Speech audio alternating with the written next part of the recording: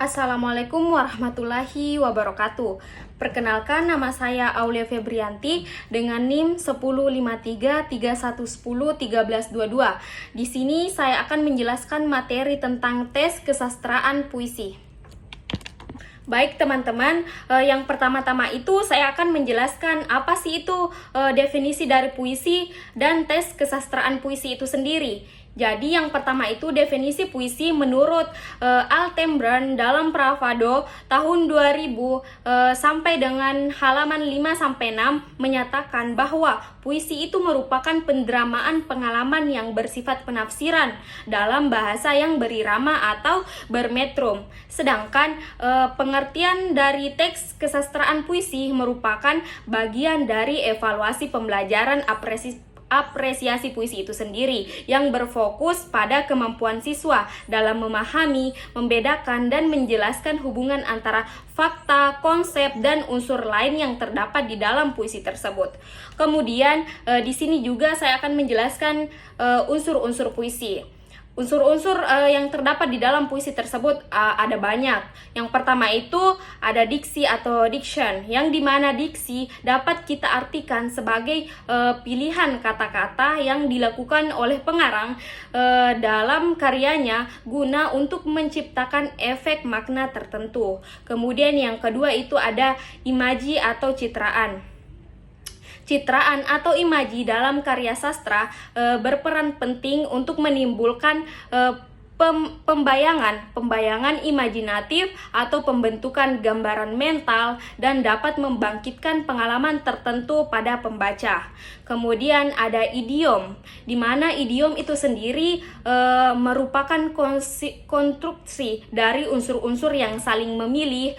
Masing-masing anggota mempunyai makna yang ada hanya karena bersama, yang lain disebut dengan idiom itu sendiri. Kemudian yang keempat ada bahasa figuratif, yang dimana menurut bahasa figuratif adalah tuturan yang menyatakan suatu makna dengan cara yang tidak biasa atau tidak sesuai dengan apa yang kita ucapkan. Tuturan figuratif ini juga sering disebut bahasa kias, yang digunakan oleh sastrawan untuk menyatakan sesuatu dengan cara yang tidak langsung atau mengungkapkan maknanya. Kemudian ada perasaan dan nada, di mana di dalam puisi terasa adanya perasaan tertentu yang timbul sebagai efek dari adanya pemanfaatan diksi, rima, dan irama tertentu, citraan, dan majas tertentu pula. Kemudian nada sendiri. Nada ini sebagai efek dari pemanfaatan media ekspresi tertentu di dalam puisi tersebut, seperti adanya rima dan irama, diksi, majas, dan citraan tertentu. Di situ timbullah nada dan suasana tertentu dalam apresiasi sastra Indonesia berupa puisi tersebut. Kemudian ada rima dan irama. Rima itu dapat kita ketahui bersama bahwa rima itu adalah persamaan bunyi pada akhir kata, sedangkan irama itu sendiri adalah bunyi yang meneteskan unsur musikalisasi puisi. Kemudian ada tema dan amanat. Unsur terakhir ini adalah unsur puisi yang terakhir ini ada tema dan amanat. Tema itu sendiri merupakan ide dasar atau pusat pembicaraan dalam sebuah puisi. Tema ini adalah sebagian atau yang biasa kita ketahui persis dengan judul, tetapi dia beda. Kemudian ada amanat. Amanat ini merupakan pesan moral atau ajaran yang dapat dipetik dari sebuah karya sastra. Contohnya yang dapat dipetik dari karya sastra puisi ini sendiri. Kemudian dalam tes apresiasi puisi ini bertujuan untuk mengungkapkan kemampuan apresiasi puisi pada siswa, yang meliputi kemampuan untuk membaca puisi dengan saksama, memahami tema, amanat, isi, dan suasana puisi, serta menunjukkan kemampuan kreatif dan kritis melalui prefase puisi. Kemudian di sini saya akan menjelaskan pula hal yang harus kita perhatikan saat membaca puisi. Yang pertama itu ada lafal, di mana lafal itu sendiri dapat kita ketahui bahwa cara kita atau cara seseorang atau sekelompok orang dalam satu masyarakat bahasa dengan mengungkapkan atau mengucapkan bunyi bahasa. Kemudian yang kedua itu ada tekanan, yang dimana tekanan atau nada merupakan keras atau lunaknya kita dalam pengucapan kata. Tekanan berfungsi untuk memberikan tekanan khusus pada kata-kata tertentu.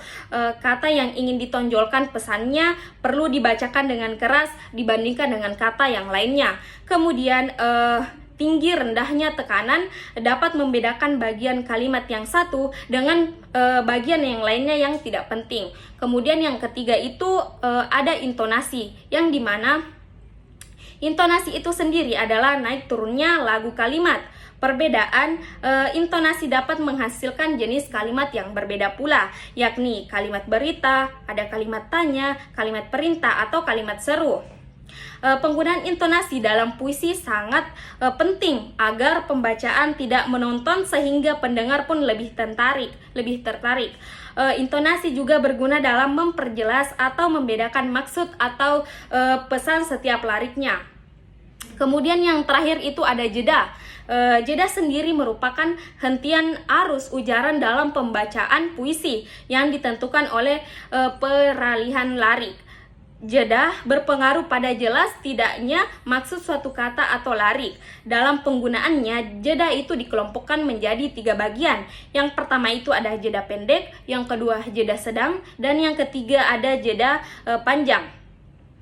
Kemudian